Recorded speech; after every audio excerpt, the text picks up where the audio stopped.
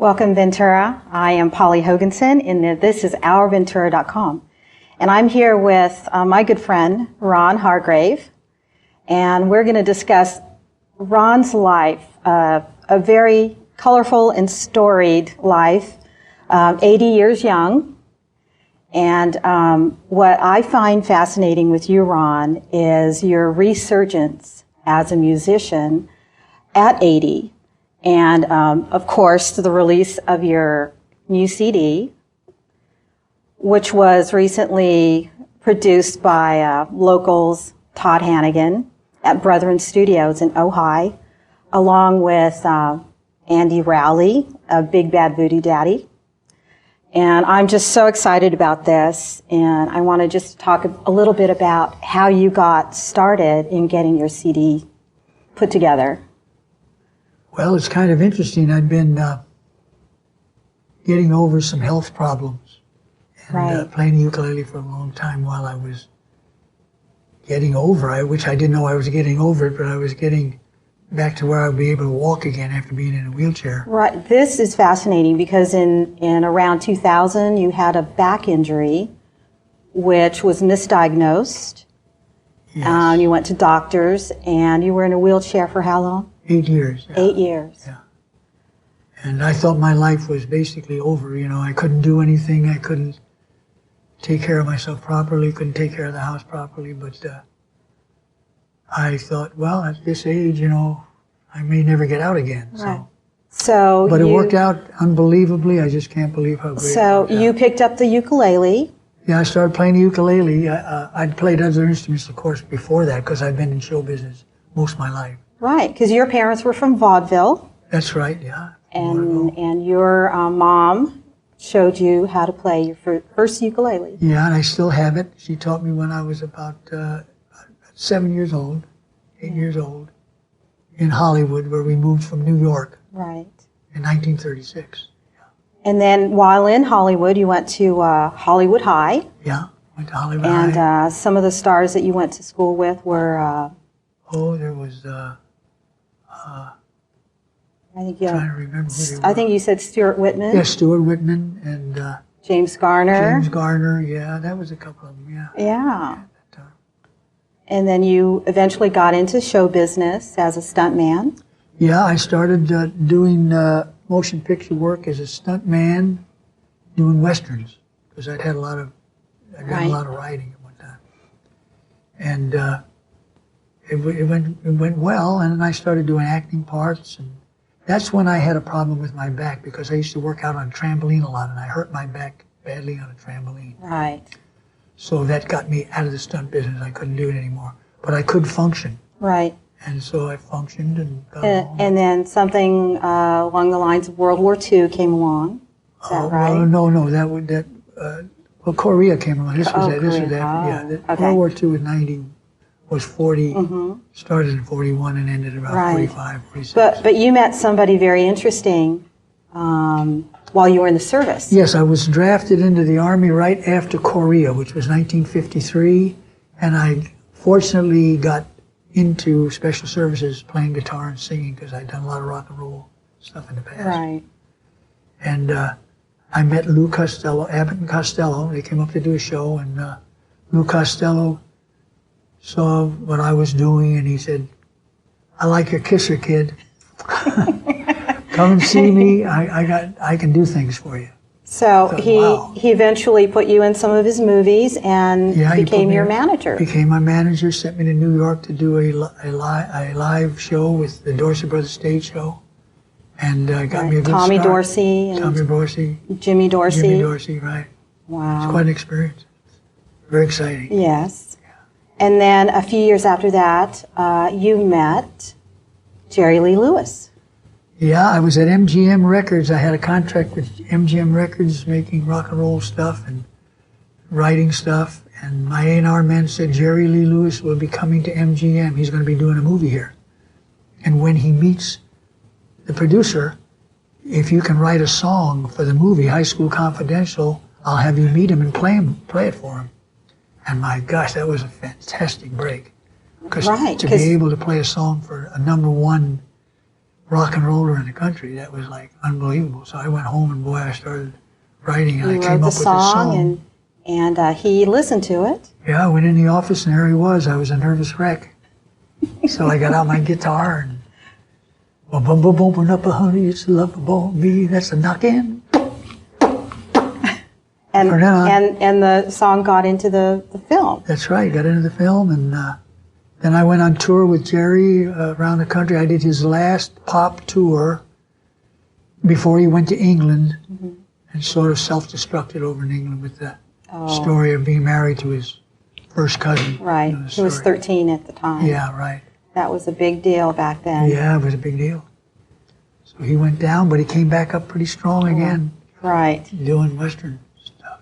And so that brought you back to California. Yep. And then you married and had a family.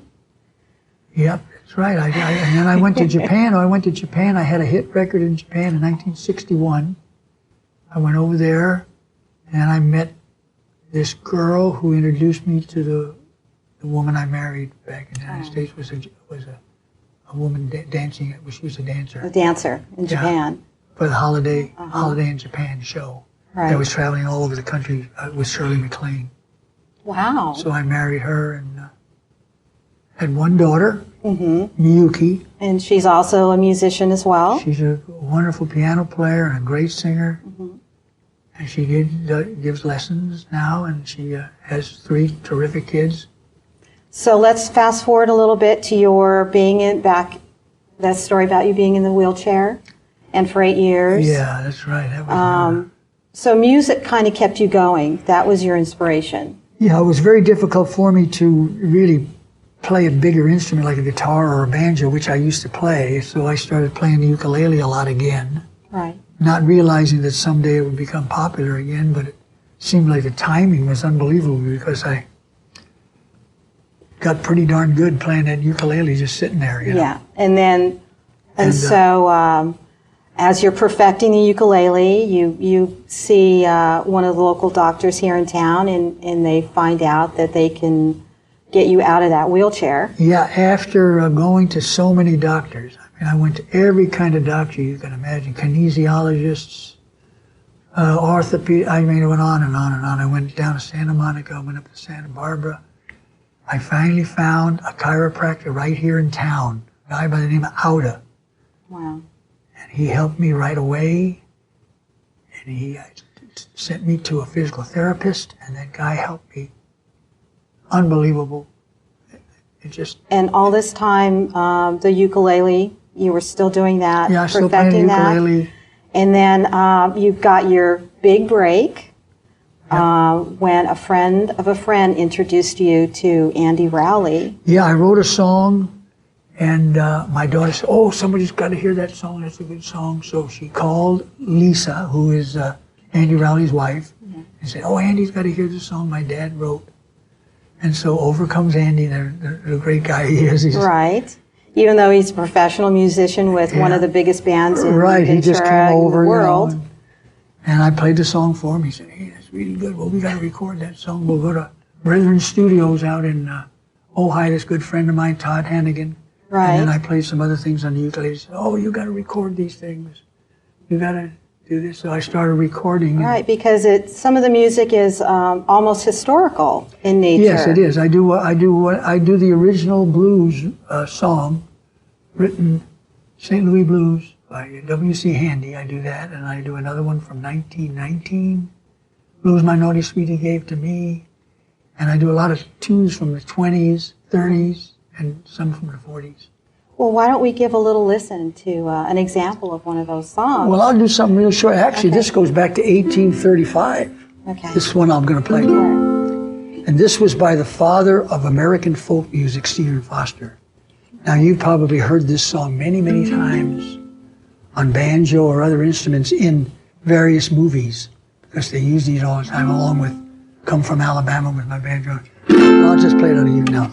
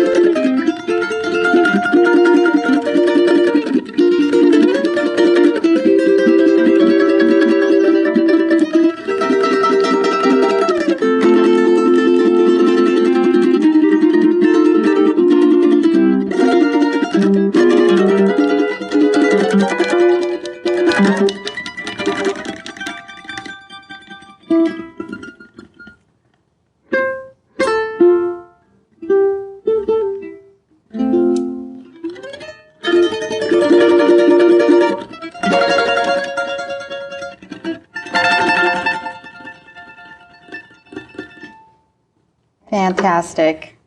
I can see how Andy and Todd were excited when they heard your music and then decided to go ahead and produce your new record. I understand that you've got some other music projects in the works. Yeah, I recorded I recorded for Capital and MGM back in the 50s, and then I dug them all out of my filing cabinet and put them on one CD, and I'm going to be putting that out. And it's all rock and roll songs, 10 of them that I wrote, and they sound pretty good. That's terrific. Old 50s rock and roll. Now, not only being an inspiration to a lot of musicians here in the community, but you're also helping a few of the youngsters in doing lessons for a select few. I teach and play ukulele, yeah. I think that's fantastic. Just any kind of music. It just seems like it brings out a lot of creativity and it just makes people happy. Well, I know what it's done for me through the years, and the relaxation that you get from it, the ability to express yourself. You get rid of a lot of things when you play music. It's just wonderful. And it got you through some pretty tough times. It saved me. Absolutely saved my life. Sitting there with that ukulele playing it. Psychologically, I was getting pretty whipped. Now, we're about ready to wrap up the show, but I just want to thank you for being here and for being our inspiration here in Ventura. And I know that we'll see more and more shows coming up here in the area. And I want to thank you so much, Ron. Yeah, I'll probably be doing shows at Zoe's. And I did one show. It was great. Right. But thanks for having me. I really appreciate it.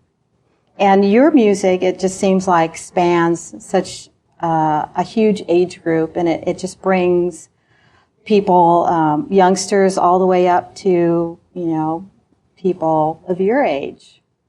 Well, it's funny about the old music. Young people, they hear it and they think like, wow, that's new stuff. That is new stuff. To them, it's new, They think, gee, that's completely different. And it's likable music. It is. It's great. I like it anyway. Yeah, and I hope you keep doing it for years and years to come. Well, I don't know how I'm going to quit because I love it. I love it. Well, I want to thank you again for being here.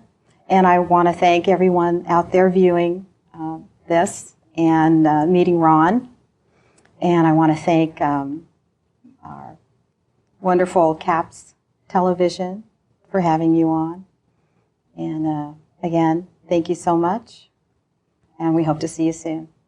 Ventura, OurVentura.com. Thanks, Polly. Thank you.